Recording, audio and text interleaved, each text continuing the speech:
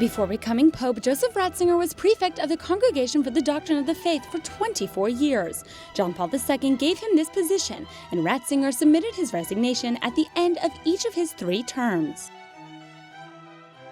Ratzinger loved theology, studying and enclosing himself in his office to write. This was something to which he couldn't completely dedicate himself as prefect of what was once the Inquisition.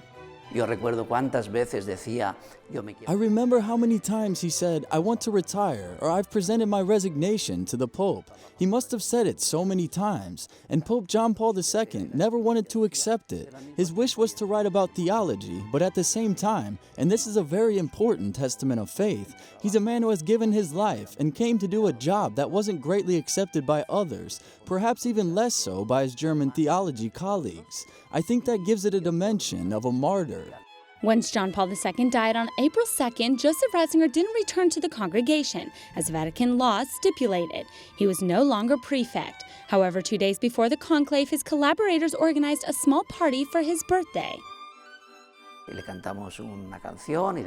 We sang him a song and all that. That day, I remember what he told me well, the excitement in his eyes as he said, "Now I'm finally going to be able to dedicate myself to theology." He obviously knew he wasn't going to be able to as prefect, and he didn't dream of being pope. He was very excited that he was finally going to be able to write about theology. 2 days later, on Monday, he was elected. Just 1 day after being elected Pope, Joseph Ratzinger, and now Benedict XVI, made his first visit as St. Peter's successor to his former workplace.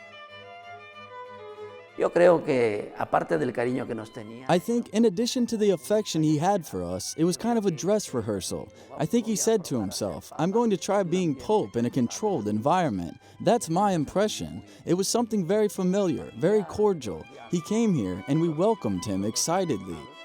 Not only was the visit meaningful, but also what he said about the plans God had for him. He said he was brought to Rome, where he didn't want to come, and now they wanted him to do what he didn't want to do, which was be Pope.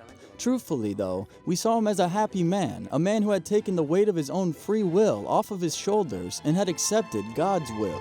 After presenting his resignation, Benedict had the time he wanted to write and study in a small house in the Vatican Gardens.